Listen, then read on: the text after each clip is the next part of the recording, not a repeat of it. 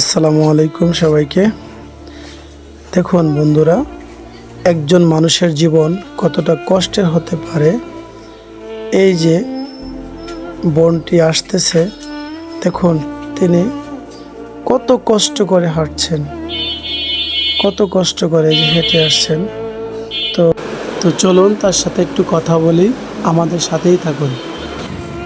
এদিকে এদিক কোথায় গেছিলেন?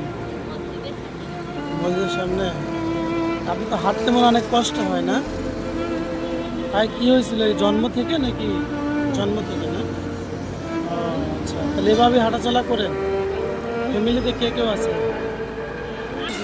দাঁড়াইছে, বুঝছেন? আমার তরফ থেকে আর কি দিলাম, কিছু খায়েন, হ্যাঁ? দোয়া করেন। আল্লাহ আপনাকে ভালো রাখবে আর সাবধানে চলাফেরা করেন, ঠিক আছে?